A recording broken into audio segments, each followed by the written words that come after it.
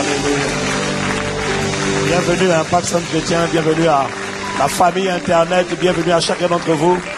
Est-ce que tu peux vraiment acclamer le Seigneur? Voilà.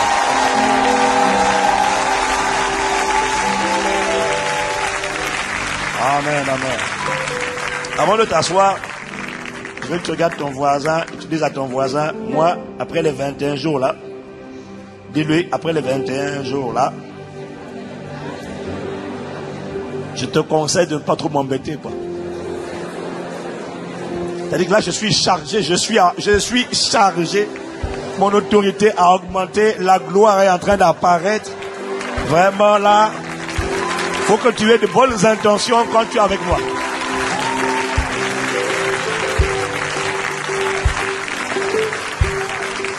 En tout cas, toi qui n'as pas jeûné 21 jours avec nous, même si tu en as déjà jeûné 10, c'est déjà pas mal. Mais celui qui a fait seulement 2 jours, 3 jours, 4 jours là, vraiment, je tiens à te dire que des petits enfants, mais tous nos enfants, ils étaient là tous les jours. Mon fils de 13 ans, le fils du pasteur Yves, 14 ans, ils étaient là tous les jours. Même quand je les suppliais de manger, ils ne voulaient pas manger. J'ai dit, mais les enfants, mangez un peu. Non, nous on est en jeûne. J'ai dit, mon Dieu. Mais j'ai appris que ce n'est pas les seuls, il y en a d'autres. Ce n'est pas les seuls, il y en a d'autres. Donc si vraiment les enfants ont tenu comme ça, vraiment, cocoba, vraiment, toi, quand même, Dieu te fasse grâce, quoi. Ah, mais c'était un super programme. La manière dont le Saint-Esprit a conduit, c'était simplement waouh. C'était waouh.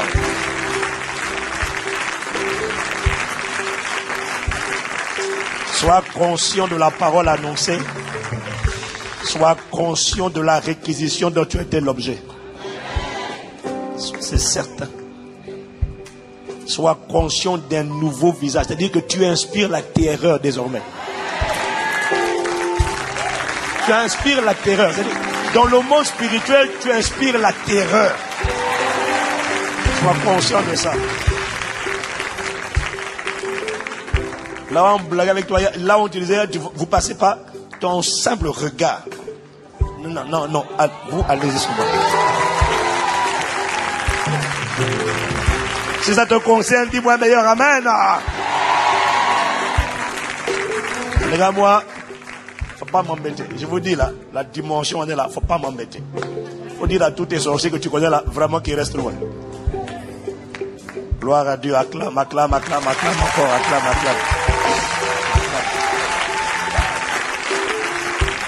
Merci Saint-Esprit. Nous sommes reconnaissants d'être tes véhicules exclusifs.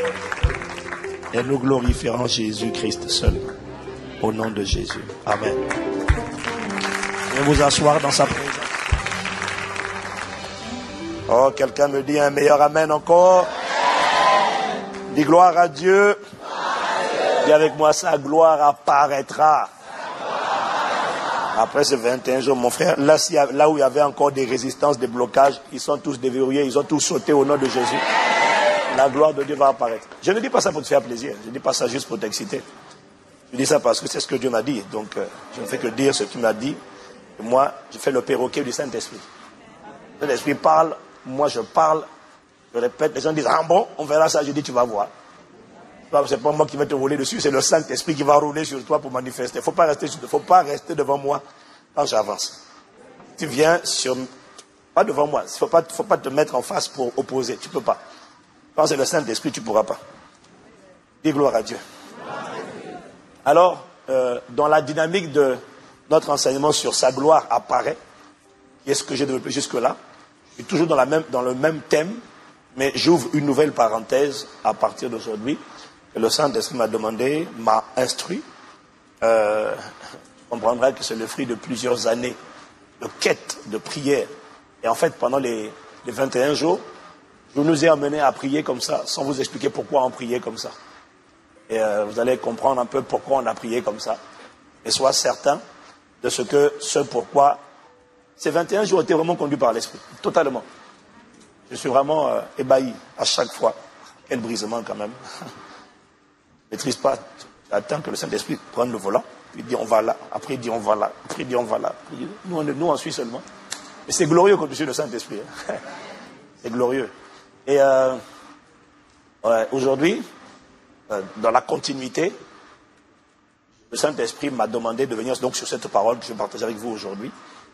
Et je lui ai demandé, tu es sûr de ça? Parce que c'est le genre de sujet, c'est tellement profond, il faut beaucoup de sagesse et beaucoup d'intelligence spirituelle pour pouvoir l'emmener correctement. Et donc, j'ai dit, Seigneur, mais c'était les seules paroles que j'entendais. Donc, j'ai dit, à un moment donné, j'ai dit, ok, si c'est ta volonté, on va y aller. Donc, j'ai passé toute la journée d'hier. Après le vendredi soir, toute la journée d'hier, du matin jusqu'à 2 heures du matin, ce matin. Et 3 heures de sommeil. Donc, j'espère que ça va aller. Si tu veux devenir pasteur, je t'impose les mains quand tu veux. Vraiment, tu me remplaces volontiers. Je te dis Amen, Alléluia. Puis moi, je promets que je m'assieds et puis je crie. Pendant que tu peux, je vais dire Amen. Ça, je peux faire, c'est pas trop compliqué. C'est tellement pas acquis.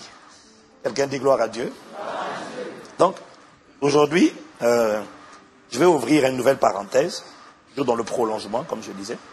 Et je voudrais nous amener à comprendre comment, malgré le fait que tu puisses être né de nouveau, mais dès lors que tu n'es pas déterminé, parce que la plupart des gens ne sont pas déterminés, n'étaient pas.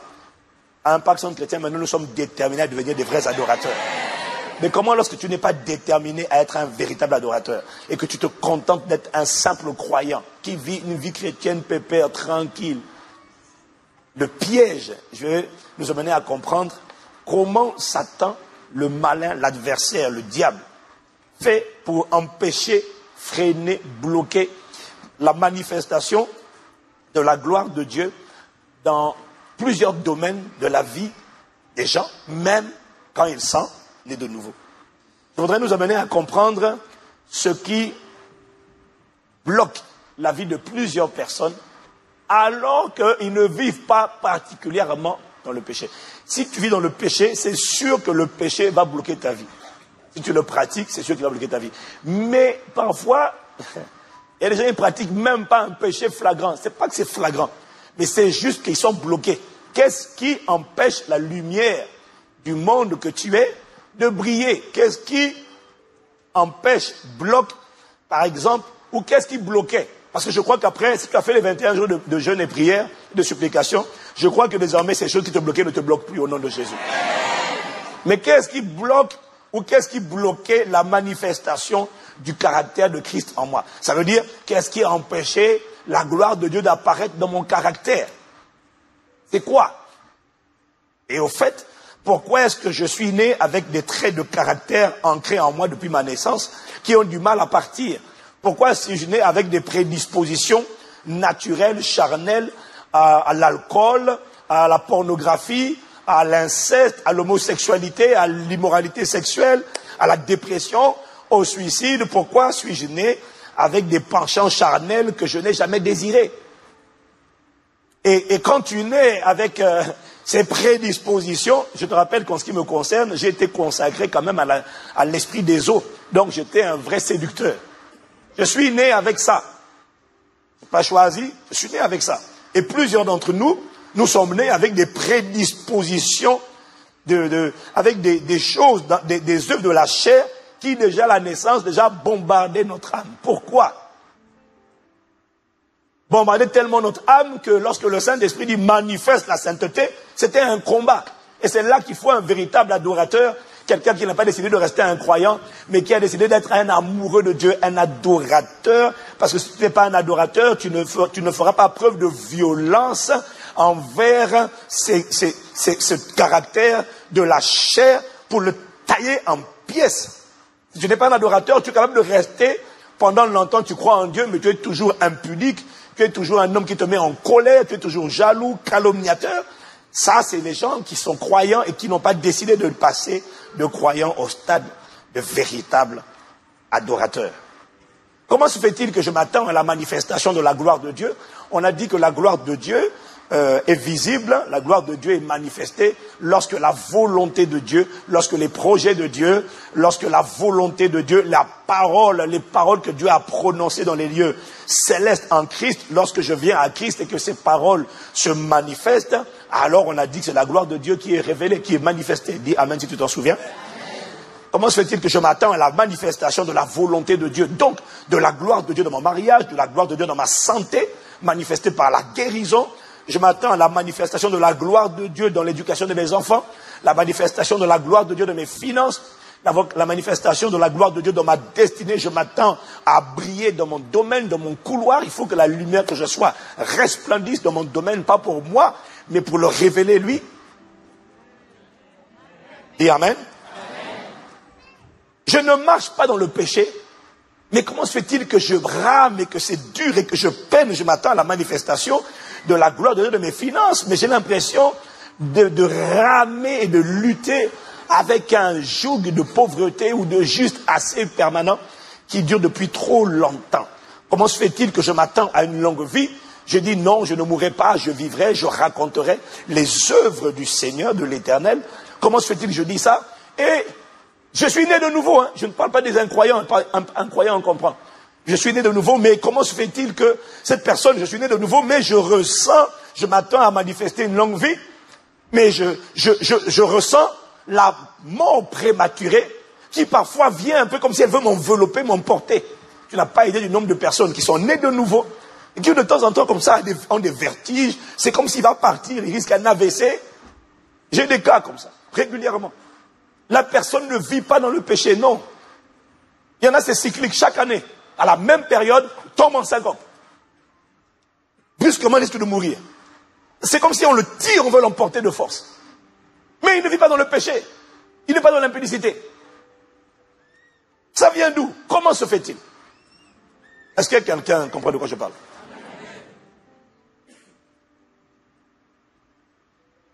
Pourquoi tous ces blocages? Comment ça se fait? Hein? Tu vois, cet enseignement, mon frère, ma soeur, est le résultat de plusieurs années de recherche. Cherche, de quête de Dieu. Et Seigneur, explique-moi. Je n'ai pas tout compris. Mais s'il m'a dit de commencer ça, parce qu'il me l'a dit, je lui fais confiance, comme d'habitude, pour semaine après semaine, éclaircir, éclaircir, éclaircir, éclaircir. Et si le Saint-Esprit inspire cette parole, mon frère, ça veut dire qu'à partir de cette parole-là, il n'y a plus rien. Vraiment, Dieu est en train de ratisser tout ce qui voulait empêcher la manifestation de sa gloire dans ta vie. Il est en train de tout débroussailler, tout déménager. Tout ce qu'il te demande, c'est décide, sois résolu, décide d'être un véhicule exclusif. Et moi, je viens te réquisitionner. Quand toi tu décides, moi je viens te serrer. Je crois en une église sainte, pure, sans tache ni ride. Je crois en une église mature et c'est ça que nous sommes en train de devenir. Toi qui n'as pas dit amen, est-ce que voisin, tu peux compléter son amen là? Moi je le crois. Dis avec moi, je le crois. Cette série d'enseignements est le résultat de l'observation. J'ai cherché Dieu parce que j'ai vu des choses, des gens avec un cœur sincère. Mais j'ai vu comment des chrétiens sincères étaient emportés, avaient été saisis par des risques de mort prématurée. Et j'ai vu comment des chrétiens qui n'ont pas de péché flagrant, j'ai vu comment des chrétiens ont été enlevés comme ça. Il est en bonne santé, il n'a pas de problème, il croit en Jésus. Il va à l'église. Le problème, c'est qu'il n'est pas fervent. Il n'est pas bouillant. Il se contente juste. C'est ça le danger quand tu es simple croyant. Tu vas à l'église. Mais quand on dit guerre, oh, je ne peux pas trop prier. Là. D'abord, j'ai un peu de jalousie, mais pas plus qu'un autre. Hein. Des fois, un peu de calomnie, mais pas plus qu'un autre. Je veux dire, on ne meurt pas pour ça. J'ai vu des gens qui prient. C'est un paillon du dimanche seulement. Brusquement, aucun problème de santé. On le retrouve chez lui. Il a arrêté de respirer. Quelque temps après, la même famille, deuxième personne, pouf, qui arrive de respirer. Ça vient d'où? Comment cela est-il possible? Alors ça m'a poussé à chercher Dieu. Pour comprendre. Comment cela est-il possible? Voilà, ce message ne contredit pas le mystère de la nouvelle création. Et ce message va t'emmener, va te donner une vision plus grande. Ce message dont je vais vous parler là est 100% spirituel. Avec ça, on rentre dans la réalité des choses spirituelles. tu vas comprendre ce que les occultistes comprennent et pourquoi ils blaguent les chrétiens. Mais quand quelqu'un a compris ça, ah mon gars, les gens qui jouent avec les sciences occultes là, avec toi, ah, ils vont être terrorisés. Terrorisés. Terrorisés.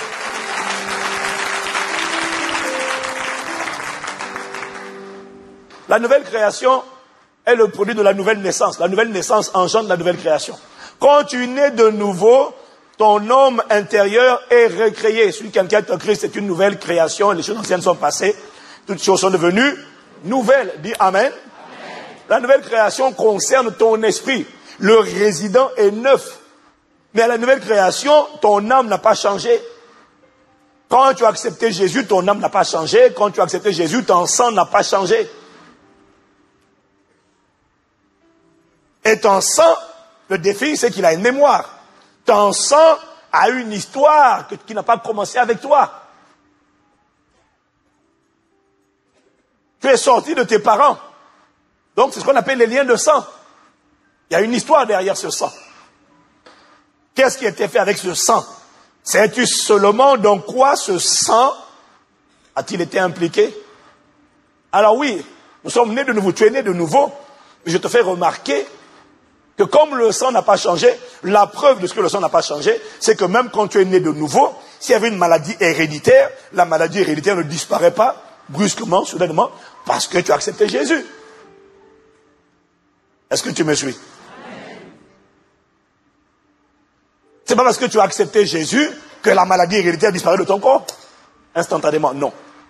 C'est pas parce que tu as accepté Jésus que les traits de caractère que tu as hérité de tes parents disparaissent de toi instantanément. Non. Parce que, avec le message, le livre du pasteur Alexandre, vous l'avez peut-être lu, je n'ai pas lu, mais j'ai écouté le message qu'il avait donné, il nous a expliqué que chacun de nous a hérité de ses parents 23 chromosomes de son père, 23 chromosomes de sa mère, et que les chromosomes, ça c'est démontré génétiquement, les chromosomes sont porteurs d'informations. Tu me suis dit amen? Amen. Porteurs d'informations comme la couleur des traits physiques.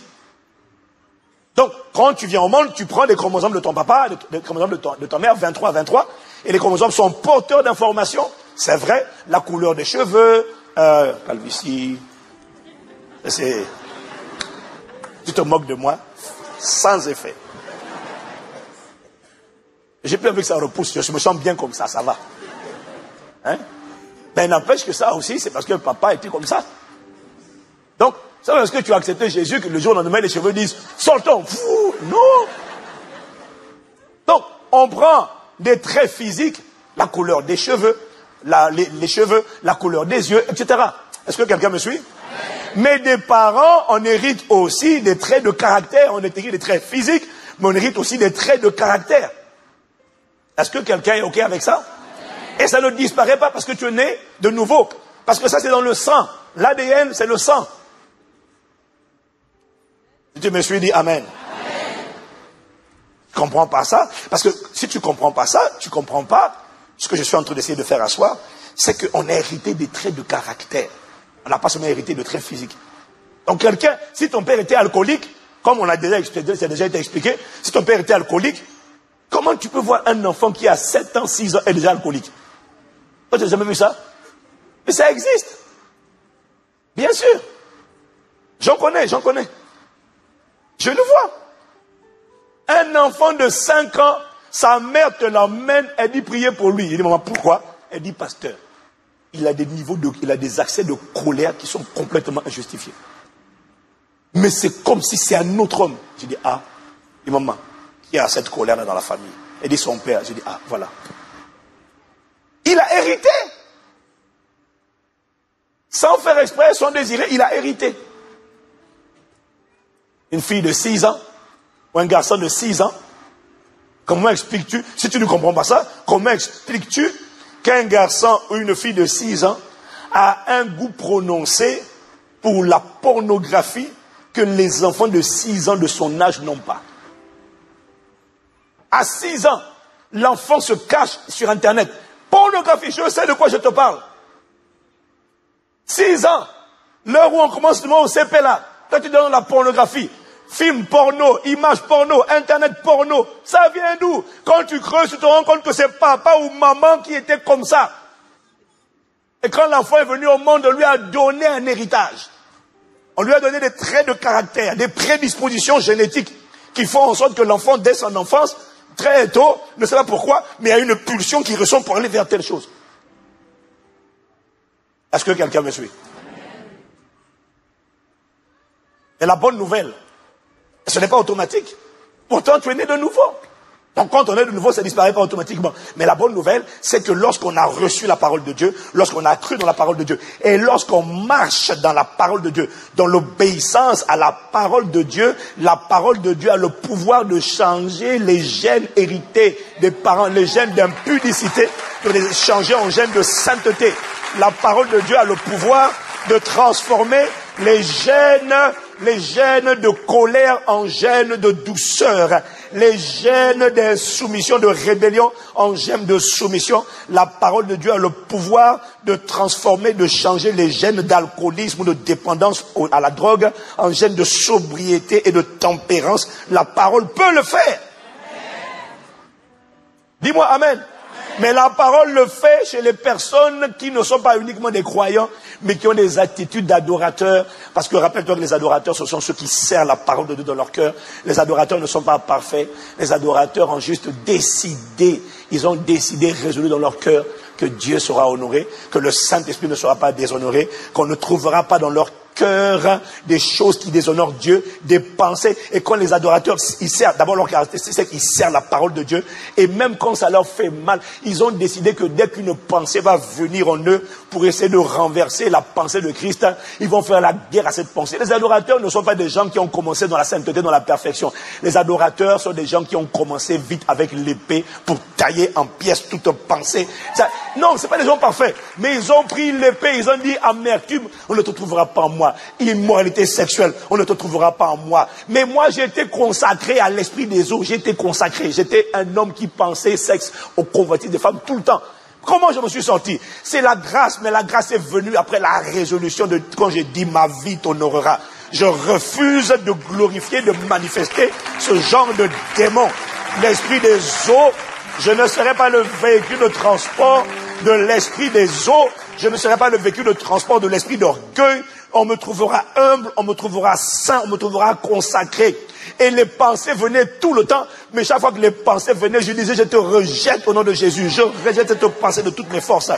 Parce que il y aura un combat, mais les adorateurs sont les combattants. Les croyants ne sont pas des combattants, ce sont des passoires qui encaissent et qui se laissent téléguider par un démon. Oh, masturbation. Non, toi tu es un croyant. Les adorateurs, quand la pensée de masturbation vient, ils disent, chaque cabro sort l'épée. Quelle est cette pensée? Je te taille en pièces au nom de Jésus.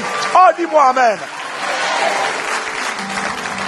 Ne crois pas que les adorateurs ne sont pas passés par des oppressions. Ils ont vécu les oppressions, sauf qu'ils ont triomphé des oppressions parce qu'ils étaient résolus et Dieu leur a fait grâce.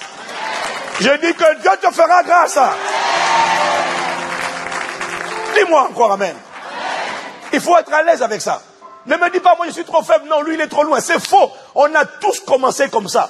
L'adorateur ne se distingue pas à sa perfection, il se distingue à ses dispositions de cœur.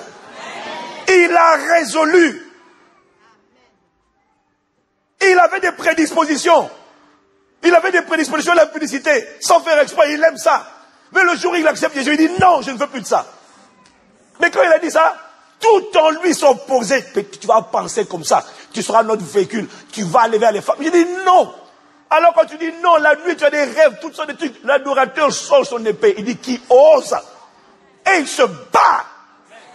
Et quand il se bat, il résiste. Et à force de résister, ce qu'il est dit dans la parole s'accomplit dans sa vie. La Bible dit, et il fuira loin de vous. Je déclare que le diable fuira loin de toi. À cette parole, je perçois qui a décidé d'être un adorateur, qui a décidé de rester encore croyant. Ton attitude, là, l'attitude de ton voisin, là, pas toi, mais ton voisin, quand il mâche son chewing-gum, a une parole prophétique, il mâche un chewing-gum, je comprends qu'il a fait un choix. Mais est-ce qu'il y a quelqu'un qui a décidé d'être trouvé véhicule exclusif, transportant la gloire de Dieu?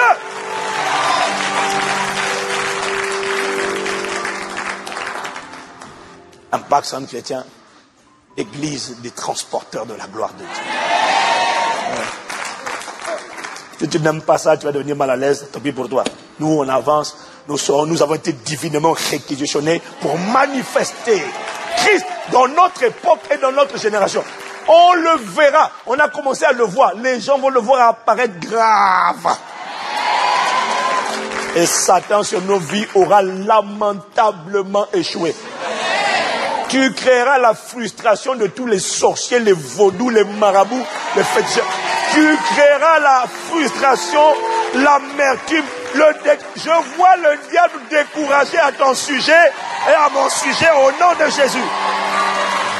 Ils vont dire, mais on ne sait plus comment, on a tout essayé. Il doit dire, non, cette personne n'est plus un croyant, une croyante. Elle est devenue une adoratrice, un adorateur.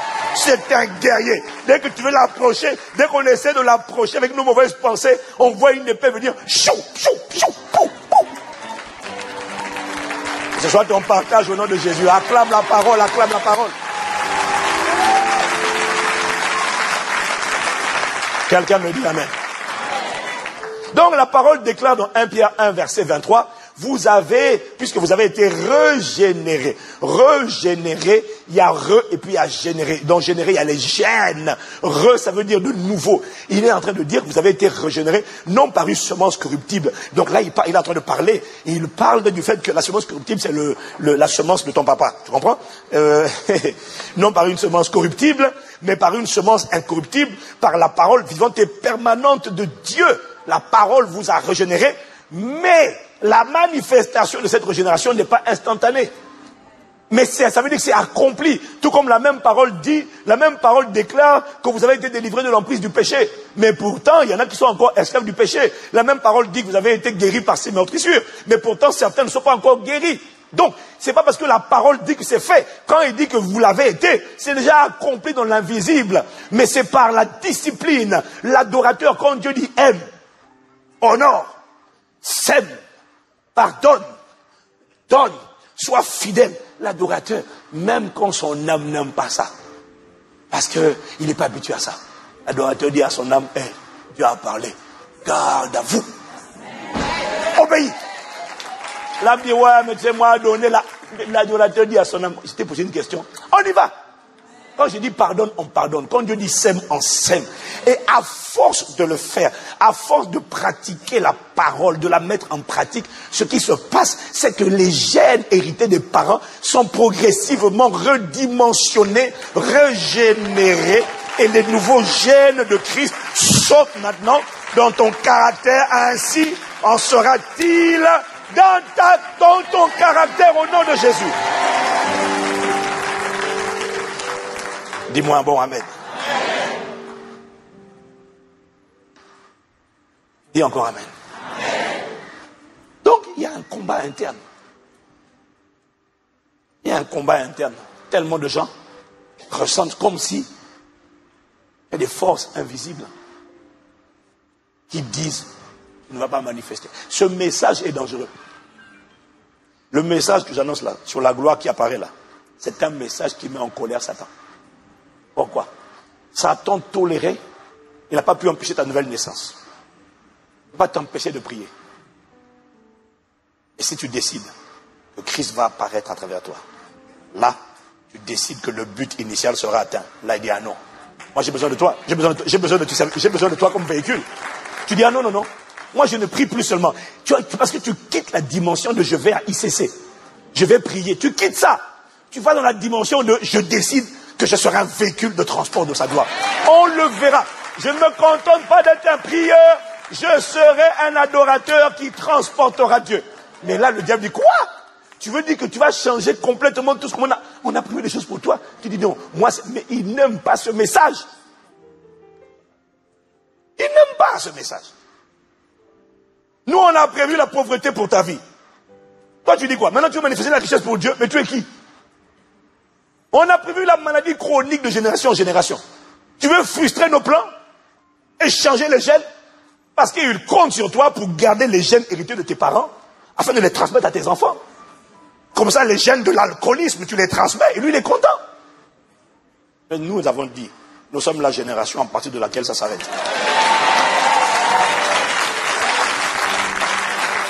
Oh, quelqu'un me dit un meilleur amen. Donc pourquoi tu ressens une lutte, comme si on essaie de te tirer, comme si des forces invisibles non identifiées disent jamais. Là, c'est un affront que tu nous as lancé. Quand tu décides juste de vivre un mariage, glorifie Dieu. Eux, ils avaient prévu. Un, tu ne te maries pas.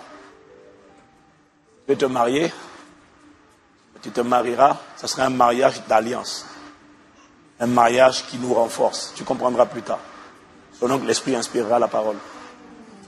Un mariage d'alliance. Eux, ils avaient dit que ce serait un mariage d'alliance. C'est-à-dire qu'en fait... Oh Seigneur. Un mariage d'alliance, c'est un mariage où si tu te maries, il faut que... Ils ne veulent pas que tu te maries, mais si jamais tu te maries, il faut que ton mariage soit avec une personne qui est tellement chargée d'un démon, lui aussi, que ça les renforce, votre union les rend plus forts et étend leur emprise totalement sur votre famille et sur vos enfants. Non, s'il n'y a pas ça, il n'y a pas de mariage. Ça, c'était leur plan. Mais leur plan échoue lamentablement. Mes amis, on est dans un combat spirituel qui est terrible. La vie sur terre, là, c'est pas de la blague, c'est pas de l'amusement. C'est pour ça qu'il ne faut plus rester croyant, deviens un adorateur. Dis à quelqu'un, arrête de rester croyant, arrête d'être croyant, deviens un adorateur. Arrête de te contenter de la nouvelle naissance. Va plus loin, deviens un véhicule de transport. Quelqu'un me dit amen. Alors, d'où viennent tous ces combats? Qu'est-ce qui empêche les paroles de Dieu, le caractère de Dieu, Dieu d'apparaître dans ma destinée? C'est quoi? Qu'est-ce qui contrarie le plan de Dieu? Et c'est là que le Saint-Esprit m'a dit de parler du mystère des autels. Le mystère des autels, c'est le titre de mon message, leur importance, leurs caractéristiques. Le mystère des autels. Et avec moi, le mystère des autels. Tous les gens qui touchent aux sciences occultes connaissent ça. Les chrétiens sont les premiers ignorants. Les chrétiens ne sont pas conscients de la guerre spirituelle. Ils ne sont pas conscients. On n'est pas conscient. On ne sait pas qu'il y a une guerre. Et que la guerre spirituelle sur la terre, c'est une guerre des autels. Aujourd'hui, on va introduire, et au fur et à mesure que le Saint-Esprit nous conduira, on va avancer. Quelqu'un me dit amen. J'ai pas entendu. Amen. Dis avec moi le mystère des autels. Les autels sont un principe spirituel. Satan, les autels ont été institués par Dieu. Le mot autel veut dire ce qui est élevé. C'est un principe biblique. Je vais vous expliquer. Permettez-moi d'abord de vous dire une chose. C'est que toute vérité biblique doit toujours trouver son fondement dans le livre du commencement. En fait, Satan est malin. Il n'a rien inventé. C'est ce qu'essaie de dire le pasteur Alexandre quand il a parlé de ce sujet-là. Satan n'a rien inventé. Satan, c'est un contrefacteur. Satan s'appelait Lucifer. Il a vu comment tout fonctionnait dans le royaume de Dieu, parce qu'il était auprès de Dieu. Il a tout vu. Quand il a été chassé, il a pris les mêmes principes. Satan connaît les lois, même, je dirais même mieux que toi. Il sait, sauf qu'il les a pervertis, il les a corrompus pour les faire tourner à son avantage. Mais il n'a rien inventé, ce n'est pas un créateur, c'est un contrefacteur. Donc quand on parle des autels, il faut comprendre qu'on est en train de parler d'un principe spirituel institué par Dieu pour un but, mais que Satan a perverti, et lui aussi il a demandé à ses adeptes d'établir des autels. Voilà pourquoi on parlera des autels sataniques et comment les renverser. Mais à l'origine, avant les autels sataniques, la notion même d'autel a été instituée par Dieu pour être en connexion avec Dieu. Si quelqu'un me suit, il dit amen. Et cette notion d'autel, je disais que toute vérité biblique doit toujours commencer dans le livre de Genèse. Tout ce qui ne prend pas appui dans le livre de Genèse n'est pas une vérité biblique. Voilà pourquoi tu ne peux pas commencer en disant aux gens, ah mon frère, ma soeur, une femme ne doit pas mettre de pantalon, la femme ne doit pas mettre de pantalon, ne doit pas mettre de maquillage, tout ça là, parce que ça là, non, toi tu n'as rien compris, toi tu commences avec Deutéronome. On ne commence pas avec Deutéronome 22, on commence avec le livre du commencement dans Genèse. Si une vérité biblique n'est pas assise et démontrée dans Genèse, tout ce que tu vois dans le Nouveau Testament a pris racine, a commencé dans le livre du commencement. La justification, la rédemption, la substitution. L'adoration, la dîme, les premiers fruits, la loi des offrandes, la loi de la semence, la loi des prémices, les premiers fruits, tout ce qui est premier est pour Dieu. Tout ça, avant même que Moïse ne vienne dire, je déclare, je commande, toutes ces choses existaient déjà. Et c'est aussi vrai pour les autels. Est-ce que quelqu'un me suit? Toutes les lois qui régissent le fonctionnement du royaume de Dieu, tu les trouves dans le livre de Genèse. Je me suis dit Amen. Et avec moi le mystère des autels. Bon, tout d'abord, tu dois comprendre, point numéro 1, que la raison pour laquelle il existe des autels sur la terre, c'est parce qu'il existe des autels dans les cieux. Des autels célestes. C'est Dieu qui a institué la notion des autels. Et le trône de Dieu comprend des autels. Donc ça vient de Dieu. Quand Moïse a reçu de Dieu l'instruction de construire le tabernacle, quand Moïse a reçu cette instruction, Dieu a dit à Moïse de faire selon le modèle que Dieu allait lui donner. Moïse a fait selon le modèle des choses célestes. Moïse a produit sur terre la copie de ce qu'on trouve au ciel. Et quand il a produit le tabernacle, il avait quoi? Il dit, dans les parvis, on rentre, dès qu'on rentrait dans le parvis du tabernacle construit par Moïse, la première chose qu'on voyait, c'était un autel. L'autel des holocaustes. Là où on sacrifiait les animaux. On sacrifiait les animaux. Si tu me suis dit Amen. Et puis après, dans le lieu saint, il y avait l'autel des parfums. Là où on brûlait l'encens, qui était le symbole des prières des saints qui montaient vers Dieu. Des prières de bonne odeur, qui dégageaient une bonne odeur spirituelle, qui montait vers Dieu. Ça commence avec Dieu. Apocalypse chapitre 8 au verset 3. Apocalypse 8 verset 3. Et un ange et un autre ange vint. Et il se tint sur l'autel, ayant un encensoir d'or. On lui donna beaucoup de parfums, afin qu'il les offrît avec les prières de tous les saints sur l'autel d'or qui est devant le trône. Dis à ton voisin, il y a un autel devant le trône. Si c'est vrai, dis-moi un bon amen. Donc, les autels existent déjà dans les cieux avant d'exister sur la terre. C'est Dieu qui a institué. Deuxièmement, deuxième vérité qu'il faut savoir, c'est que depuis le commencement de la création, il existe un principe spirituel qui exige, c'est un principe qui exige que lorsqu'un être humain veut entrer en relation avec le divin, il doit bâtir, ériger, établir un autel, qui veut dire élever, c'est une manière de monter vers Dieu. C'est un principe. Quand un être humain veut entrer en relation avec Dieu, il doit établir un autel. En vérité, c'est quand l'humain veut rentrer en relation avec le monde des esprits, il doit bâtir un autel. S'il n'y a pas d'autel, il n'y a pas de connexion. L'autel,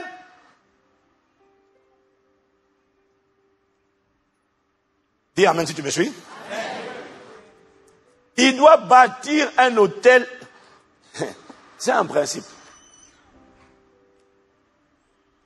Pour atteindre ce qui est élevé, ce qui est de l'aspect spirituel, à l'origine dans la pensée de Dieu, l'autel, c'était pour que les hommes entrent en relation avec Dieu.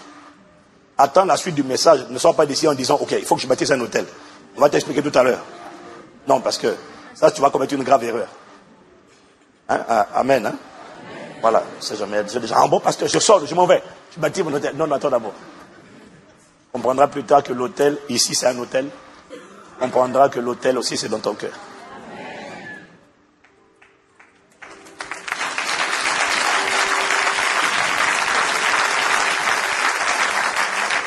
Mais dans l'Ancien Testament, l'autel n'était pas dans le cœur.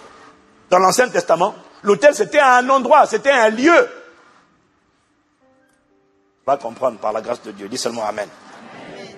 Donc, l'autel, c'était le moyen de se connecter au divin afin de recevoir du divin ses grâces, sa puissance, sa bénédiction sur la vie de l'homme. Genèse 8, verset 20. Ça a commencé déjà avec Noé. Après le déluge, lorsque l'homme a chuté, après le déluge. La Bible dit, Noé bâtit un autel à l'Éternel. Il prit de toutes les bêtes pures et de tous les oiseaux purs et il offrit des holocaustes sur l'autel. Regarde, qui a dit ça à Noé? Ça c'est après le déluge. Qui lui a dit que c'est comme ça qu'il fallait approcher Dieu? Noé l'a reçu par révélation. Pourquoi? Je le sais puisque c'est le même Noé qui a reçu de Dieu l'instruction de construire l'arche. Donc le gars il entendait Dieu. Oh, j'ai pas entendu ton amen. Dieu lui a parlé. Dieu lui a dit que c'est comme ça qu'on fait. Nous n'est pas juste venu parler comme ça. Non. Pour parler avec Dieu, Noé a compris qu'il fallait bâtir un autel, il fallait sacrifier des animaux. Dans l'Ancien Testament, je parle. Ainsi, quand il bâtissait l'autel, Dieu pouvait venir. Noé l'a pratiqué, Abraham l'a pratiqué, Isaac l'a pratiqué, Jacob l'a pratiqué, Moïse l'a pratiqué. Gédéon. Dans l'Ancien Testament, tout le monde, pour rentrer en connexion avec Dieu, il fallait bâtir un autel. Un autre exemple, c'est dans Genèse 12, verset 7, l'Éternel apparut à Abraham et dit, je donnerai ce pays à ta postérité. Et Abraham bâtit là un autel à l'Éternel qui lui était apparu. Quelqu'un me dit Amen. Tu comprends que s'il n'y a pas d'autel, il n'y a pas de connexion. Quand il n'y a pas d'autel, le divin ne descend pas. Le divin, pour descendre, a besoin qu'il y ait un autel. Donc, l'autel est un lieu, l'autel était un lieu de rendez-vous. C'était un lieu de connexion, c'était un lieu de rencontre entre l'humain et le divin. Ils se croisaient, ils se rencontraient à l'autel. Quelqu'un me dit Amen? L'autel, tu le comprendras encore mieux plus tard, est une piste d'atterrissage des esprits du monde spirituel. Le monde spirituel, pour toucher et se déployer dans le physique, a besoin d'un autel. Est-ce que quelqu'un me suit? Ah, vraiment. L'autel est un point d'arrimage, un point d'ancrage, un point d'atterrissage. Aussi bien pour les anges, comme c'est un autel divin, que pour les démons. Il en faut un autel. Je me suis dit Amen. Et comment Satan fait en sorte que le monde entier soit sous sa puissance? Saint-Esprit m'a dit c'est simple. Le gars, il établit des hôtels partout. Il y a des hôtels partout. Il y a des hôtels partout. Les gens ils pensent que non, c'est des trucs des réalités africaines. Tu plaisantes. Il y a des hôtels dans tous les pays. Ce que tu vois là, il y a des hôtels partout. Une petite table. Tu appelles ça table. Une petite statue. Tu appelles ça statue. Au début, c'était une statue. Au début, c'était une table. Un monument. Au début, c'était un monument.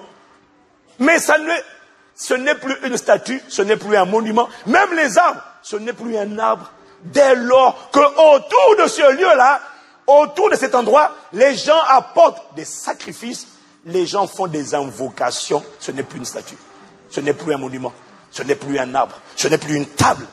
Dès lors que ce n'est pas le Saint-Esprit qui est invoqué à cet endroit, et que c'est un autre esprit, quel que soit le nom que tu lui donnes, si ce n'est pas Esprit de Dieu vivant, si ce n'est pas Saint-Esprit, quel que soit Matois, André, Rita, Antoine, Marie, dès que ce n'est pas le Saint-Esprit, tu viens de dresser un autel à un démon.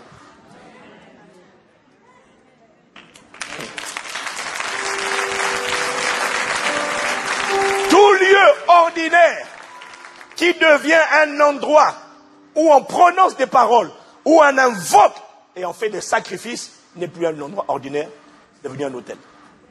Et c'est un hôtel satanique.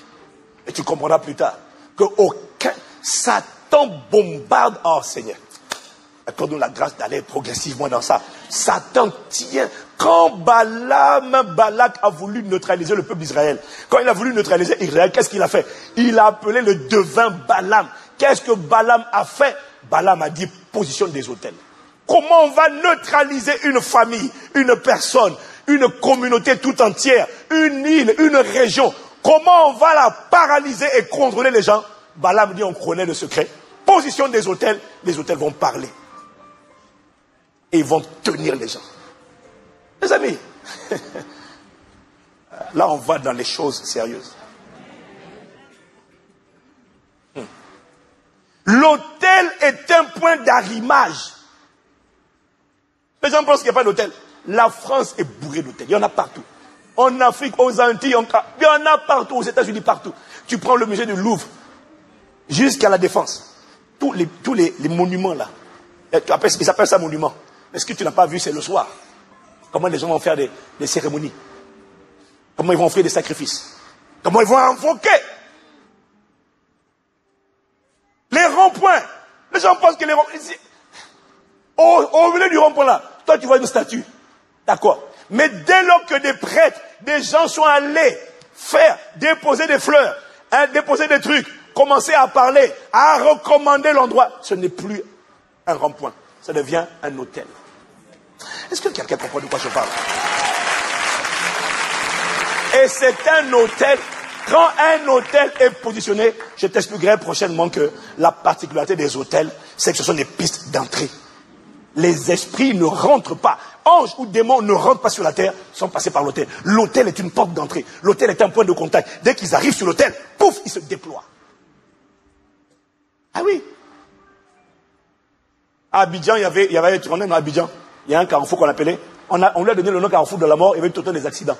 Tout le temps des accidents. Tout le temps des accidents. Pourquoi? C'était pas un carrefour, c'était un hôtel. Et tu comprendras que les hôtels sont des endroits où il y a un esprit ou des esprits qui ont été invoqués et les esprits là vont toujours réclamer le sang, le sang, le sang, le sang, le sang. C'est pour ça qu'il y a autant de morts, il y a toujours des morts. C'est parce que l'hôtel réclame du sang pour devenir plus puissant. Il faut le sang. Et quand le Saint-Esprit a montré à plusieurs chrétiens que là il y avait un problème, il y a eu tout le temps des accidents, c'est pas normal. Un jour des chrétiens sont allés là-bas, ils ont entouré l'endroit. Ils ont commencé à prophétiser, à parler, à parler, à parler. Ils ont changé le nom. On appelle ça le carrefour de la mort. Ils ont dit que maintenant tu es le carrefour de la vie. Ils ont sanctifié l'endroit, onction d'huile. Depuis ce jour-là, il n'y a plus d'accident.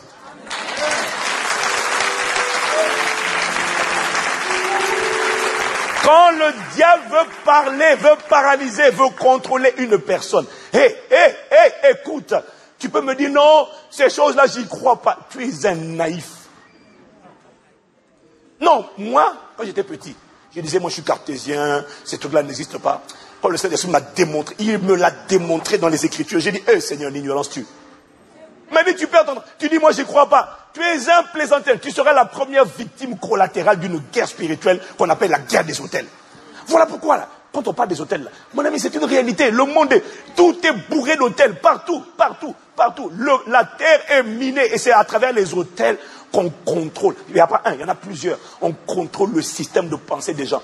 Ils disent que toutes les femmes dans cette région seront femmes monoparentales. Comme par hasard, tu arrives, toutes les femmes sont monoparentales. Ça vient d'où? Quand tu vas comprendre, tu vas voir qu'il y a des hôtels, il y a des pactes, il y a des alliances qui ont été scellées par les ancêtres. Ils ont dit, nous donnons notre progéniture. Pour le pouvoir, nous transmettons toute notre descendance. Nous acceptons que toutes les femmes ne se marient pas. Si elles se marient, elles vont échouer. Comme par hasard, quand les enfants ont été sacrifiés depuis plusieurs générations en arrière, naissent, ils se retrouvent comme par hasard dans le même schéma de pensée. Ça vient d'où? Ce sont des hôtels, même si tu ne les as pas bâtis. Si seulement, dans les 4 générations précédentes, il y a quelqu'un de ta famille qui a dit, j'accepte de livrer, tu as été livré. Ce sont des hôtels. Mais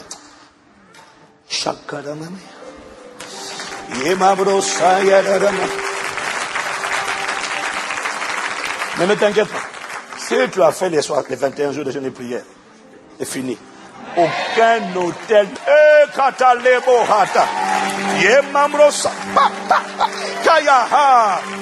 Plus aucun hôtel ne parle contre ta vie. Sois détendu, tu es libre. Les hôtels qui parlaient contre ta vie ont été détruits. Et on va avancer progressivement. Il y avait moi le mystère des hôtels. C'est un principe spirituel. Satan a compris le principe et il a appliqué, il a dit aux gens, on ne peut pas connecter avec les esprits sans dresser un autel. Et amen. Maintenant, la troisième point, troisième vérité, il faut comprendre à propos des autels, c'est que l'autel est un lieu d'offrande et de sacrifice. Un autel est un lieu d'offrande ou de sacrifice. Genèse 22, verset 9. Ça c'est Abraham avec son fils Isaac. Lorsque Dieu lui a dit, donne-moi ton fils, ton unique. Offre-le-moi en sacrifice. Dans Genèse 22, verset 9, lorsqu'ils furent arrivés au lieu que Dieu lui avait dit, Abraham y éleva un autel et rangea le bois.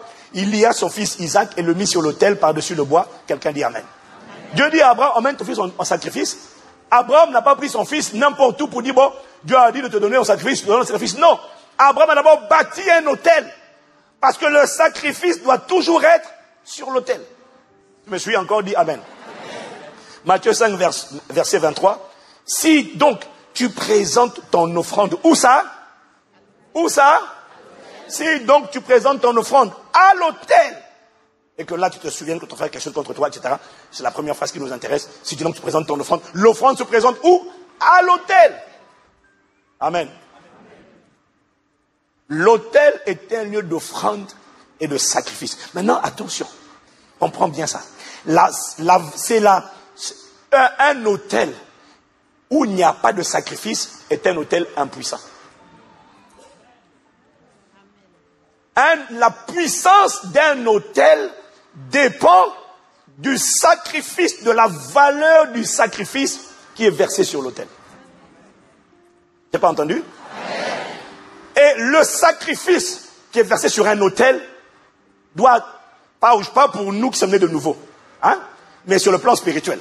C'est la réalité spirituelle, c'est que dans l'Ancien Testament c'était comme ça, et c'est ce que font tous les praticiens des sciences occultes aujourd'hui.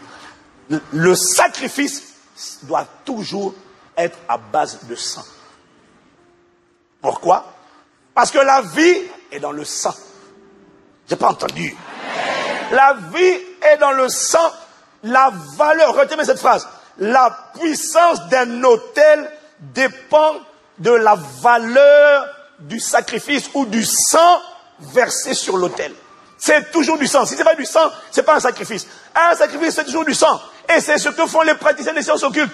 Tu vas consulter un marabout, mais tu ne sais pas ce que tu fais. Il te dit, apporte tel objet, quelque chose qui permet de le représenter, une photo de lui, un objet, apporte ça. Et toi, tu apportes ça, qu'est-ce qu'il fait? Il prend un poulet, il prend un animal quelconque, quand il égorge l'animal, là, il ne vient pas d'égorger l'animal, il a besoin du sang. Et ce sang, il l'applique comme moyen de substitution. En fait, le sang de l'animal que tu vois n'est pas le sang de l'animal. C'est le sang d'un être humain, mais qui était représenté par un animal, par un sang animal. Mais quelques jours après, c'est un homme. Si c'est la mort qu'il a prononcée, c'est facile. Ils font ça, ils connaissent. Si c'est la mort qu'il a prononcée, tu l'emmènes. Il prononce des incantations, il prend un animal, il le tue, le sang coule. Quelques jours après, la personne meurt.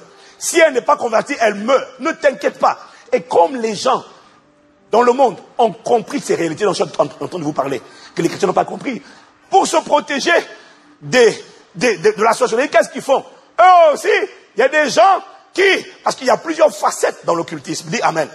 Il y a la sorcellerie, c'est quand on dresse un autel pour contrôler quelqu'un jusqu'à le tuer, le ruiner, l'égorger, le détruire. Ça, c'est la sorcellerie. Mais la sorcellerie n'est pas la seule branche de l'occultisme. La sorcellerie, c'est une branche de l'occultisme. Et quand on fait appel, on traite des autels, et pour tuer, pour bouffer le sang. Et les gens, qu'est-ce qu'ils font pour échapper à ça? Au lieu de venir vers Dieu, qu'est-ce qu'ils font? Ils vont chercher la protection. Ils vont chercher la protection chez les féticheurs, chez les devins, chez les marabouts, et qui leur dit, ah, la source de ton problème, l'origine de ton problème, c'est ça. Ils arrivent à voir dans le monde spirituel. Ton problème, ça vient de un tel. C'est pas parce que quelqu'un te dit ton problème, ça vient de là, qu'il peut t'aider à sortir de là. Et comment ça se passe? Il faut comprendre les réalités spirituelles. Comment ça se passe? La puissance d'un autel dépend de la valeur du sang qui est versé sur cet autel. C'est à cause de cela que les gens qui pratiquent les séances occultes ont toujours besoin de sacrifier. Tu les vois, ils sacrifient. Ils vont toujours apporter. Apporte encore un taureau, apporte des moutons, apporte une chèvre. Mais c'est pas une chèvre qu'il est en train d'apporter. Le sang qui sort de cet animal-là n'est pas le sang de la chèvre. La chèvre est un substitut. Ce sont des hommes qui vont frapper parce que les autels réclament le sang, mais c'est du sang humain. C'est à cause de ça qu'il y a des épidémies, il y a des guerres de tous côtés. Ça ne s'arrêtera pas jusqu'à ce que Jésus revienne. Pourquoi? Parce que les autels se renforcent. Les esprits qui sont invoqués à ces autels se renforcent par la valeur du sang qui est versé sur l'autel. Est-ce que quelqu'un me suit? La puissance d'un autel dépend de la valeur du sang qui est versé. Voilà pourquoi les praticiens des sciences occultes, aux temps anciens, et tu vois que ça n'a pas beaucoup changé, aux temps anciens, lorsque quelqu'un savait qu'on lui avait jeté un sort et qu'il voulait se prémunir contre ce sort, qu'est-ce qu'il allait faire? Il allait consulter quelqu'un et la personne qu'il consultait arrive à savoir qui lui a lancé le sort.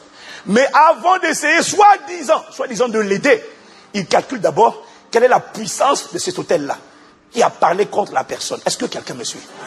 Il regarde d'abord, s'il sait que lui, son autel n'est pas assez puissant pour affronter l'autel de la personne qui est en face de lui, qui t'a jeté un sort, qu'est-ce que lui il fait? Lui il va te dire, apporte-moi, il faut que tu donnes toi aussi des sacrifices. Il faut que tu donnes des sacrifices pour renforcer la puissance de l'autel sur lequel moi je m'appuie pour invoquer l'esprit que j'invoque. Pour qu'il te protège, mais l'esprit ne va pas te protéger. Pour que l'esprit là soit capable d'intervenir, il faut que tu apportes plus d'animaux. Mais plus d'animaux là, c'est pas des animaux. Il faut que tu apportes du sang humain.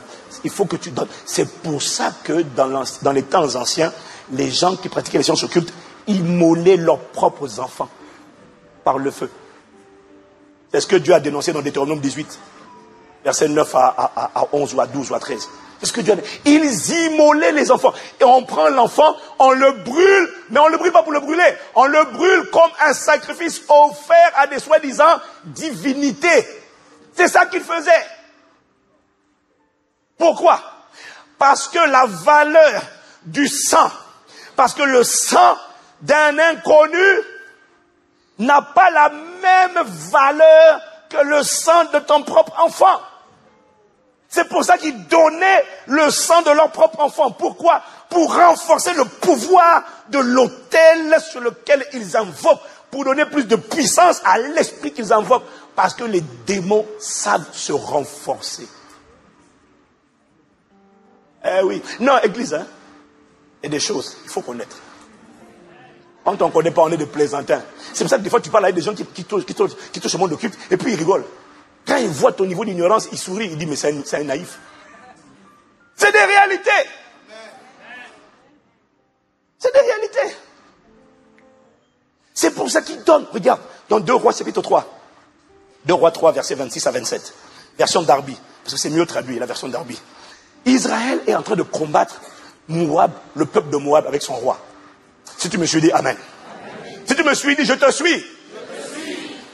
La Bible dit au verset 26, et le roi de Moab vit que la bataille devenait trop forte pour lui, et il prit avec lui 700 hommes tirant l'épée pour se frayer un chemin jusqu'au roi d'Édom.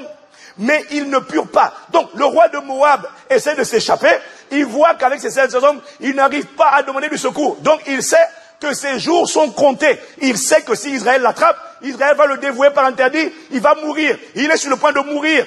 Comment il fait pour échapper à la mort? C'est un principe spirituel que j'ai constaté. Comment il fait pour échapper à la mort? Regarde ce qu'il a fait. Et alors, qu'est-ce qu'il a fait, le roi? Et il prit son fils. Regarde le sacrifice qu'il a offert. Son premier-né, qui devait régner à sa place, et il l'offrit en holocauste. Il l'a brûlé vivant sur la muraille. Il a brûlé à qui? Il a offert à qui? Il n'a pas offert à Israël. Il a offert à la divinité qu'il adorait. Que dit la Bible? Écoute ce qu'il dit. La Bible dit, et il y eut une grande indignation contre Israël, et ils se retirèrent de lui, et ils sont retournés dans leur pays. Aïe! Regarde. Le gars est sur le point de mourir. Il invoque son démon n'a pas assez de puissance pour repousser Israël. Parce que la guerre n'est pas naturelle. Elle est toujours spirituelle. Ouvrez les yeux. Ouvrons les yeux. La guerre est spirituelle. On ne triomphe pas dans le naturel quand on n'a pas triomphé dans le spirituel. Qu'est-ce qu'il fait? Il n'a pas les moyens. Il sait qu'il est perdu. Regarde ce qu'il fait. Il prend son fils. Il immole par le feu. Soudainement. Et la Bible dit, il y eut une grande indignation. C'est même une expression bizarre. Il y eut une grande indignation contre Israël. Qu'est-ce qui s'est passé sur le plan spirituel? L'esprit qu'il a invoqué a tellement été renforcé qu'il a émis une riposte. Israël a senti un dégoût. Israël a fait demi-tour. Ils venaient pour tuer. Ils ont fait demi-tour. Qu'est-ce qui s'est-il passé? L'esprit qu'il a invoqué a vu son autel et la puissance de son autel renforcée et refoulée le peuple d'Israël. C'était une bataille spirituelle. Ah.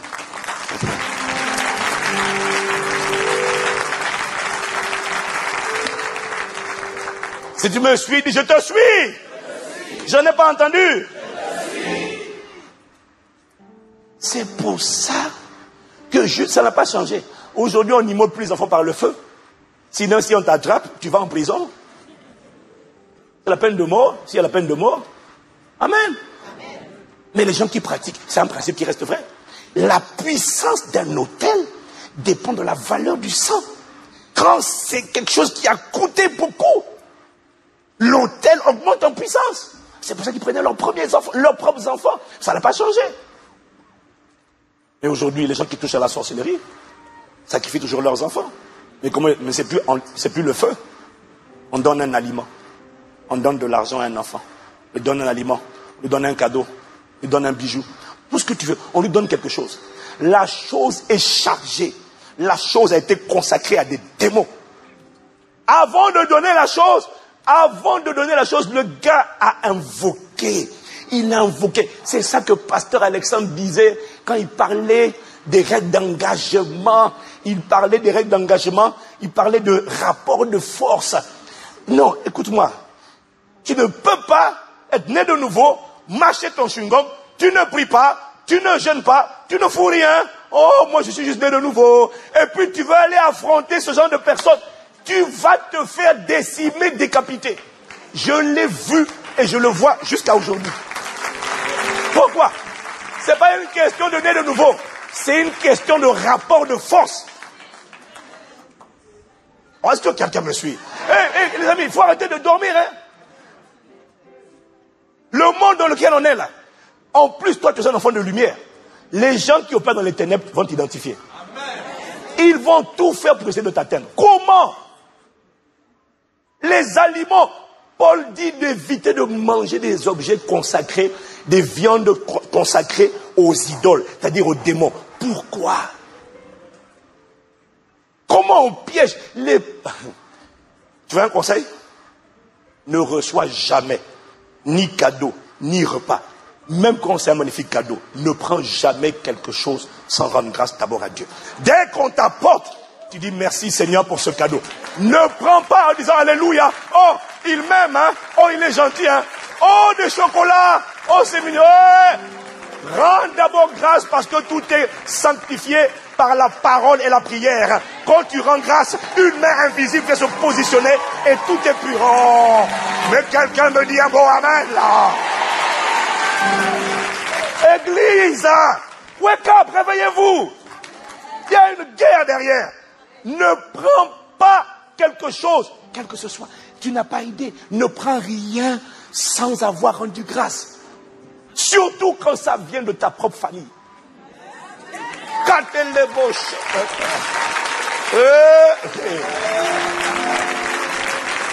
n'y a pas de problème. J'aime mon père, ma mère, mon oncle, ma tante, mon grand-père, ma grand-mère. Mais quand ils te donnent quelque chose, rends d'abord grâce. Hey, c'est comme ça qu'on piège les gens. Ils ont compris. Mais ils ont compris. Le Seigneur m'a montré là. Ce que je vous disais tout à l'heure là. Comment les démons se renforcent. Je l'ai vu. Tu as un homme, un oncle, un grand-père. Tout le monde sait que ce symptôme là, il y en a. lui, là, il rencontre Satan. C'est-à-dire que il est tellement chargé à bloc par la sorcellerie. Il a tué tous ses enfants. La personne a tué tous ses enfants. Les autres enfants qui sont encore vivants, ce sont les enfants qu'il a épargnés parce qu'il travaille avec lui. Tous les autres sont morts, décimés, mais il doit offrir. Il y en a, je connais, je sais de quoi je parle. Il y a une chose que je ne comprenais pas à l'époque. Maintenant, j'ai compris. La personne est en mauvaise santé, 90 ans. Bon, 90 ans, meurt quand même seulement. Hein? Mais il faut partir. Non, il y en a, tu dis, mais il faut partir. Parle seulement. On te dit que la personne est sur le point de mourir. On la transporte dans l'hôpital. Elle commence à... elle va pas bien, elle va pas bien. La personne est mal en point. Elle est mal en point. Elle est sur le point de mourir.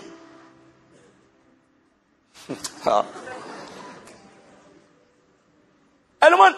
Oui, Seigneur, moi je suis écouté sur Internet. Aïe, aïe, aïe.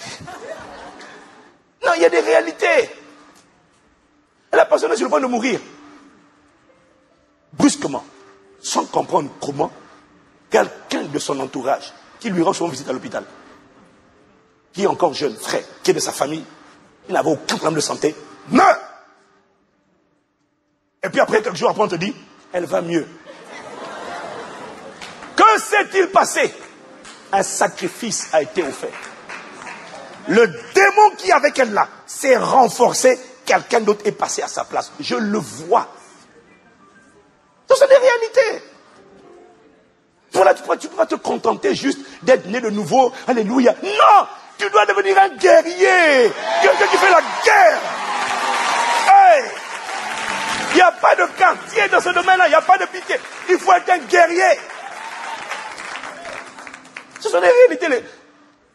Toi là, qui me dit, moi je ne crois pas à ça, tu es un plaisantin. Tu es un plaisantin. Parce que moi, quand je te parle du haut de ce pupitre, je sais de quoi je te parle. Tu es un plaisantin. Tu ne connais pas la vie. Vis encore. Tu penses que c'est en Afrique? Ici, là. Méfie-toi. Ne prends rien. Ta tante là, qui est médium. De toute façon, la vérité, c'est que les gens, tu ne les connais pas. Même quand tu penses qu'ils t'aiment, en fait, tu ne sais pas de quoi ils trempent. Donc, quand on te donne quelque chose, consacre, arrête de t'emballer. Un tableau peut être une caméra spirituelle cachée qui leur permet de voir tout ce que tu fais dans ta maison. Ne prends rien dans ta maison que tu n'as pas d'abord recommandé à Dieu et béni. Merci pour le sang de Jésus. Alléluia. Oui.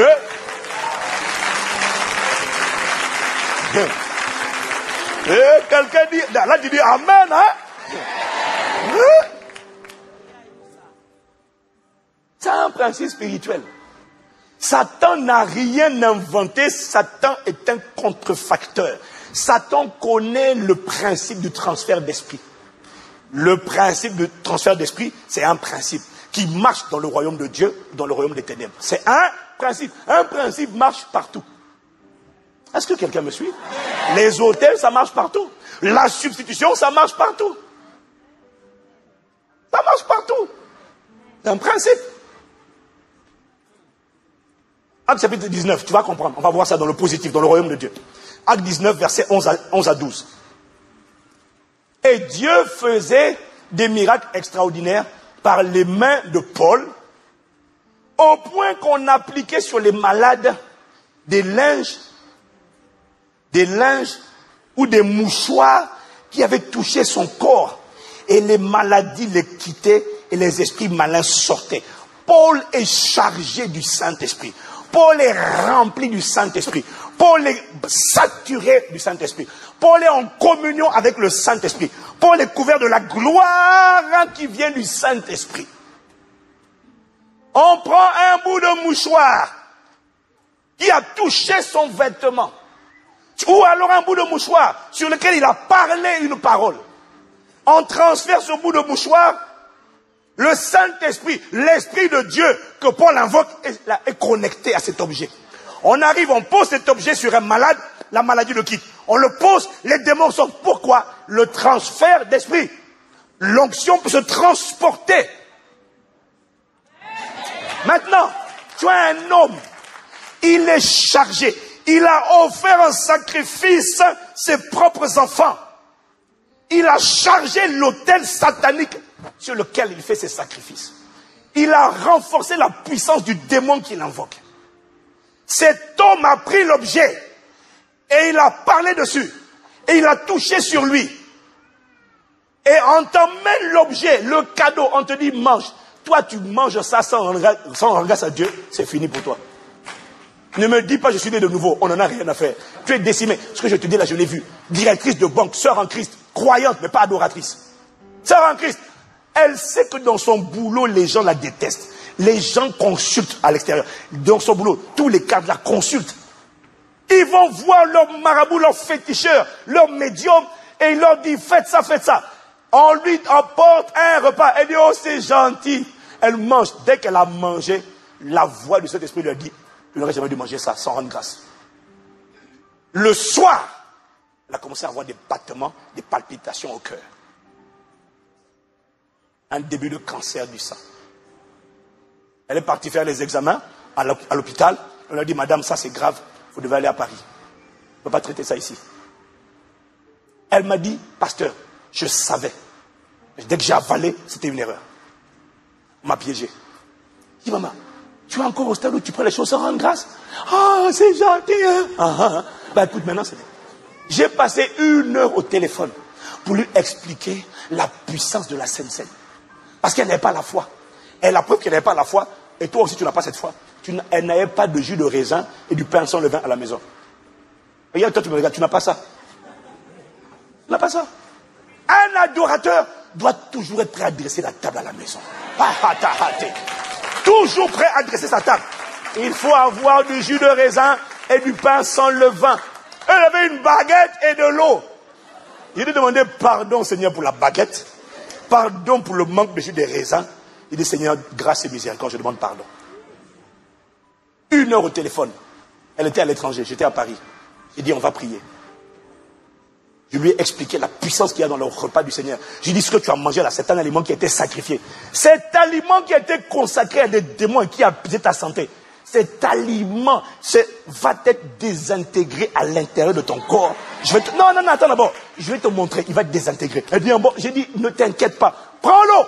Comme tu n'as pas de jus insensé, prends l'eau. Seigneur, nous te rendons grâce de ce que cette eau, pardon pour tout, c'est pas le jus, mais cette eau devient maintenant le sang de Christ. Mets le pain. On a bu. Elle ne dormait pas depuis 3 jours. Le lendemain, elle m'a envoyé un SMS. Elle me dit, pasteur, j'ai bien dormi. Elle est venue à Paris faire les examens. Les examens, on lui a dit, ici on ne peut pas gérer. Il faut venir à Paris. Elle est venue à Paris, on lui a dit, madame, tout a disparu.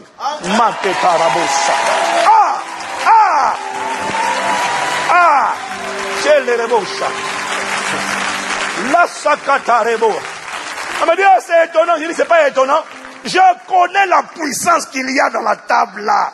Parce que tu ne comprends pas. Tu ne comprends pas. Mais ce sont des réalités. Elle est chrétienne. Combien de gens ne sont pas morts, n'ont pas été endommagés à cause. Mais frère, ce sont des réalités. Quand on fait les cures d'âme, les délivrances là, on voit des choses.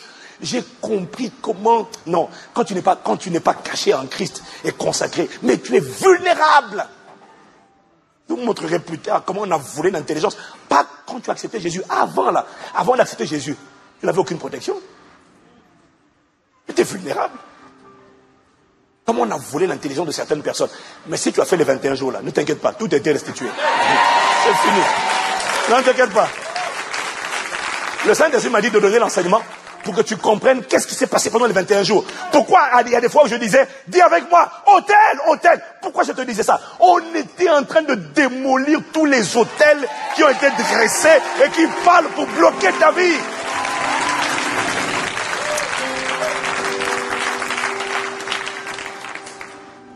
Quelqu'un dit amen. Amen. Dis à ton voisin, réveille-toi. Ne me dis pas, je suis né de nouveau. Ne me dis pas ça. Tu ne sais pas de quoi tu parles. Le gars, il est chargé. Si tu n'es pas chargé, tu es vulnérable. Il est chargé. Toi, tu manges ton chewing-gum. Je suis né de nouveau. Ah, cabroso. Il doit trouver quelqu'un qui est chargé. Voilà pourquoi je suis détendu. Qui venez en tout le monde que vous voulez, je suis détendu. Je suis dit de sérénité, totalement sereine. Tata la ma bouche. Les cadeaux. Ah. Seigneur, quelqu'un me dit amen.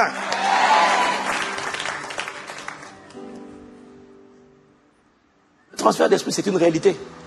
Satan domine à travers les autels. Il y en a partout. Il y a des autels familiaux, il y a des autels territoriaux, il y a même des autels, les gens qui dans ton travail, pour l'instant tu n'es pas encore là-bas, mais fais comme nous là. Quand tu vas rentrer dans ton couloir et commencer à monter, il y a toutes sortes de personnes qui vont dresser des autels, parce que le but des autels c'est de te parler contre ta vie. Mais je suis tellement relax, mon Dieu. Wow, j'essaie d'avoir peur, j'y arrive toujours pas. Il faut me montrer comment on fait. Il faut me montrer. Pourquoi je suis comme ça? Il y a un niveau de connaissance qui te délivre. Le diable positionne des autels partout. Voilà pourquoi il dit, la Bible dit, les ténèbres recouvrent la terre, l'obscurité enveloppe les peuples. Comment? On va voir plus tard quand on va développer à travers des autels. Mais il m'a dit de te dire, ne crains pas. Pourquoi? Parce que ce que tu n'as pas compris, c'est que je t'ai dit une chose, la valeur ou la puissance d'un autel dépend de la valeur du sang qui est versé sur l'autel. Il m'a dit ce que tu n'as pas compris, ce que mon peuple n'a pas compris, c'est qu'en immolant l'agneau de Dieu à la croix,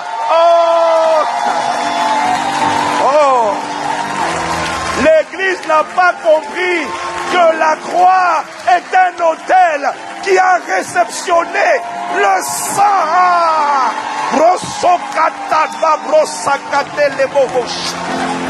Waouh! La croix est un autel. Mais non. La croix n'est pas l'autel. Il m'a dit, en immolant l'agneau à la croix, Dieu a bâti lui aussi l'autel le plus puissant de tout l'univers.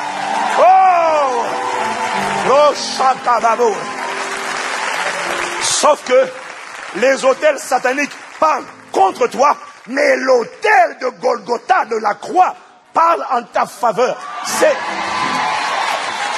la puissance d'un autel dépend de la valeur du sang qui est versé. Il n'y a aucun sacrifice, il n'y a aucun sang qui peut égaler le sang de Jésus.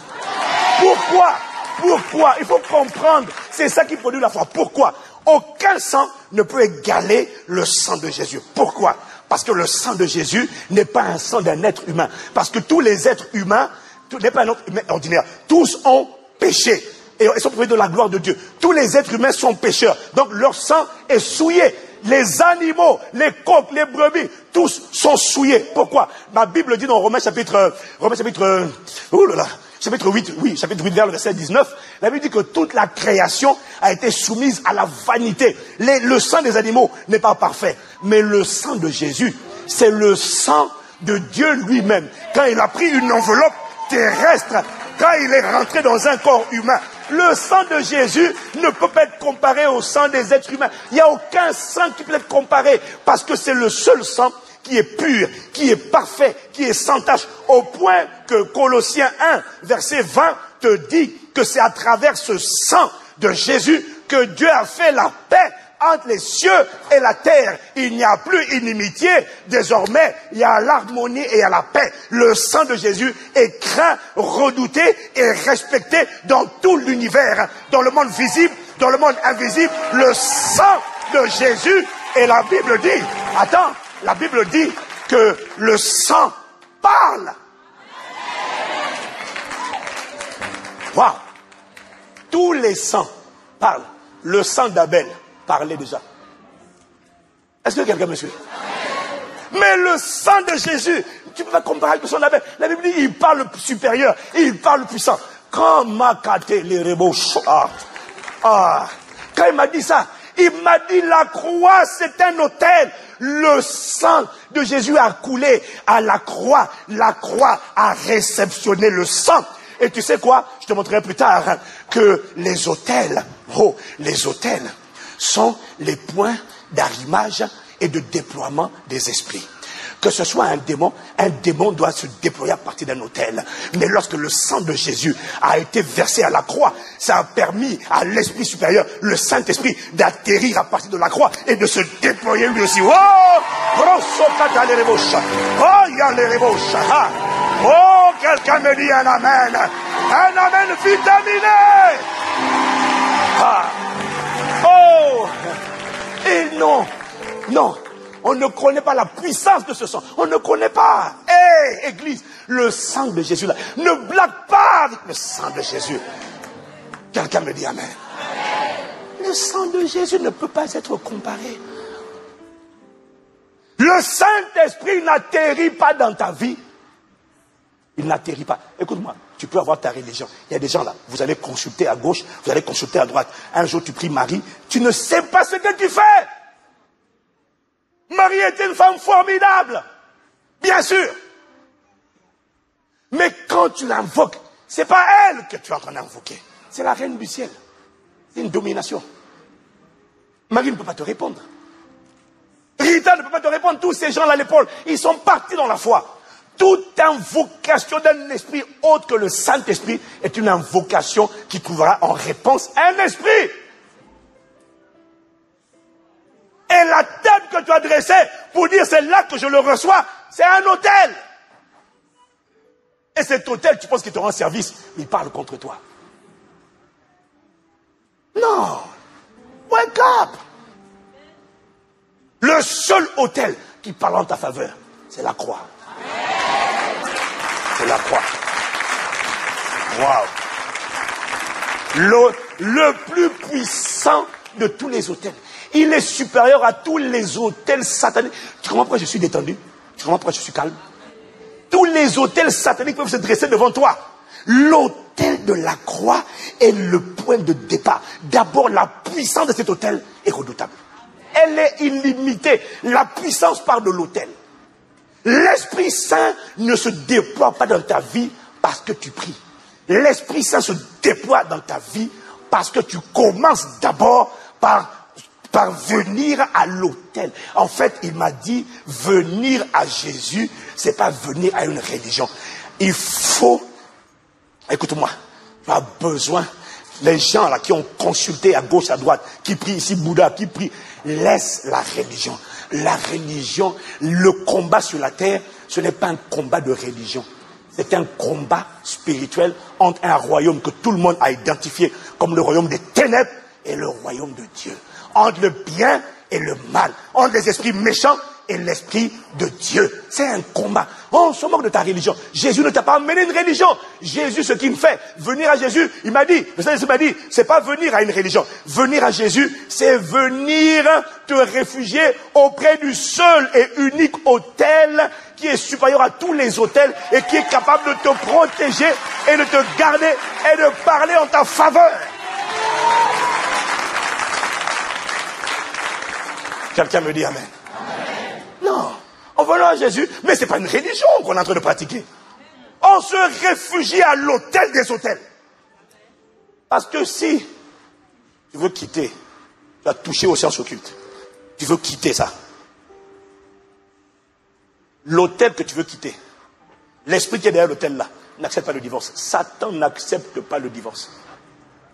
Quand quelqu'un était impliqué dans la sorcellerie, ou dans l'occultisme, la divination, la magie, l'astrologie, quand quelqu'un et qui veut abandonner, les esprits qu'il invoquait vont le tuer. La seule solution pour lui, c'est de s'accrocher à l'autel des autels. Le seul qui, quand il va se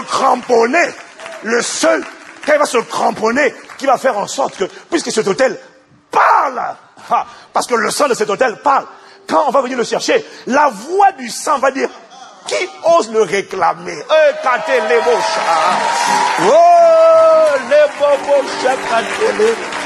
Oh, je suis reconnaissant. Je suis, Seigneur, laisse-moi t'acclamer, laisse-moi t'acclamer. Waouh,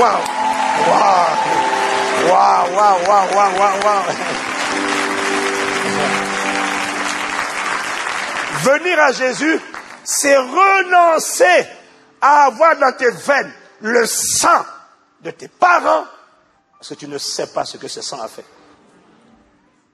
Saül, le roi Saül, Josué a fait une alliance avec les Gabaonites.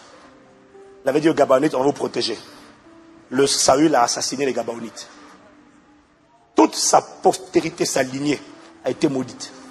Parce qu'il a violé une alliance de protection. Tu n'as aucune idée de l'histoire de tes ancêtres.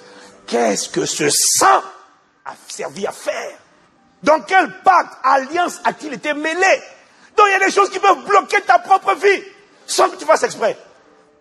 née de nouveau, chrétienne, remplie de Saint-Esprit, priant en langue. Frère, il y a des réalités qu'on a vues. On a dû chercher Dieu pour comprendre. On enseigne parce qu'on enseigne comme ça. On a cherché Dieu pour dire, Seigneur, c'est quoi? Une personne remplie du Saint-Esprit, qui prie en langue, qui chasse les démons, qui aime Jésus, qui ne vit pas dans le péché, sa seule erreur, c'était de dire, je vais me marier. Ah! Dès qu'elle a dit, je vais me marier, les démons qu'elle n'avait jamais vus, des manifestations, des mouvements dans son corps qu'elle n'avait jamais constatés ont commencé à surgir. Des crises qu'elle n'avait jamais eues, des choses qu'elle n'avait jamais faites, ont commencé à apparaître. Pourquoi? Tu ne sais pas qu'est-ce qui a été dit. Les ancêtres, les parents, les arrière-grands-parents, qu'est-ce qu'ils ont fait? Laisse-moi te dire une chose. Tu me dis, pasteur, moi je n'ai pas fait ça. Mais tu n'as pas besoin de faire. Il suffit, comment Satan fait pour piéger les gens? Il suffit que dans ta famille, dans les 4 dernières générations en arrière, une seule personne ait invoqué un esprit et ait dit, j'accepte que mes enfants ne se marient pas. Est-ce que tu promets de me donner les filles qui sortiront de toi en mariage?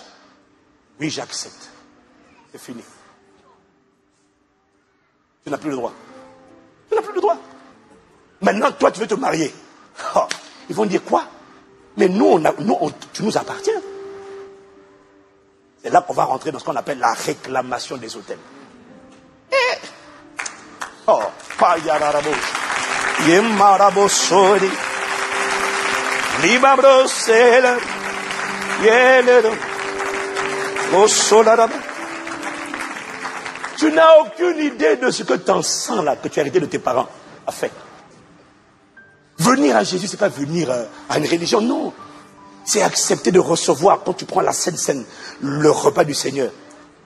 Le seul sang qui est sans tache, pur, parfait. Et quand tu as compris la puissance de ce sang, et que tu dresses régulièrement cette table, en face d'une maladie héréditaire, qui ne peut pas normalement disparaître, si tu le prends avec un niveau de foi d'acier, tu dresses ta table tous les jours. Tu dis, Seigneur, je te rends grâce. J'ai été régénéré. La puissance de ton sang, je ne sais pas comment, mais va opérer. Et tu dis au sang, parle, interviens dans mon intestin, mon pancréas, dans toutes les parties de mon être, bombarde. Tu le fais tous les jours. Tu vas constater que cette maladie va finir par disparaître. Là, on est dans la réalité du surnaturel. La vie surnaturelle. Dieu n'est pas un religieux. Il est l'auteur, la source de la vie surnaturelle. Quelqu'un me dit Amen. Waouh. Quand le Saint-Esprit m'a parlé sur ça, il dit non. Non. La croix, c'est l'autel. Il me dit c'est l'autel suprême. J'ai commencé à sourire. Voilà pourquoi tu dois venir à Jésus. Tu dois te réfugier à Jésus, près de Jésus. L'autel suprême. Quand tu viens à cet autel-là, il n'y a aucun autre mot. Je t'expliquerai que ça commence par venir à Jésus. Et après aussi, tu verras que avant ta nouvelle naissance, tu étais vulnérable. Est-ce que tu me suis?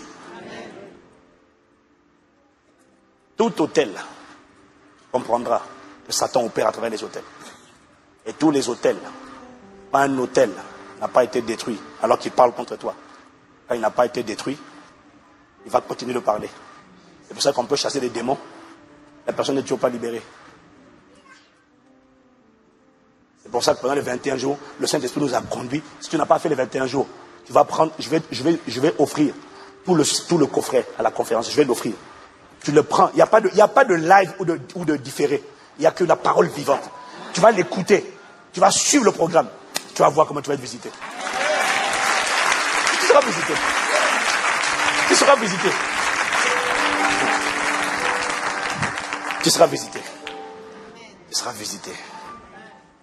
Quelqu'un me dit Amen. Voilà pourquoi quand Israël s'éloignait de Dieu et qu'il basculait dans l'idolâtrie, l'invocation des fausses divinités, chaque fois, les quelques rares fois où, quand le peuple revenait à Dieu, la première chose que Dieu leur demandait de faire, c'était renverser les autels détruisez les idoles. Pourquoi? Un autel qui n'est pas renversé continuera de parler. C'est des choses, quand il m'a expliqué, j'ai dit, waouh, Seigneur. Il m'a dit, fais la guerre aux autels. Le message que je vous donne là, on va aller jusqu'à la conférence. Je vais intervenir le mercredi soir et le jeudi après-midi. Ce que le Saint-Esprit m'a dit sur ce domaine-là, il m'a dit, il m'a donné. J'ai parlé avec le pasteur Jacques, j'ai dit, j'avais jamais entendu ça. Il m'a donné une parole, démoniaque de Gadara. J'ai jamais compris le démoniaque de Gadara de cette manière-là, jamais. Bon, ça c'est une révélation. Il m'a dit, quand tu vas libérer cette parole, je te supplie de ne pas rater ça. Si tu vas prendre tes congés, prends tes congés. Il m'a dit, quand tu vas libérer cette parole, tu verras ce qui se passera. Enseigne et libère. Libère. Libère. Libère. Libère. Chaque fois que le peuple revenait à Dieu, Dieu leur disait toujours, brisez, renversez les autels, détruisez les idoles, abattez les hauts lieux. Et tu sais, la catégorie de personnes qui se levaient toujours pour renverser les idoles, briser les autels, et toujours les adorateurs, les amoureux de Dieu.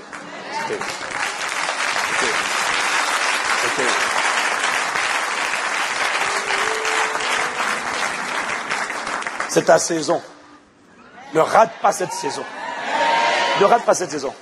Le Saint-Esprit va nous emmener pas à pas, mais ne rate pas cette saison. Saisis chaque parole. Tu n'as plus besoin là. Écoute-moi.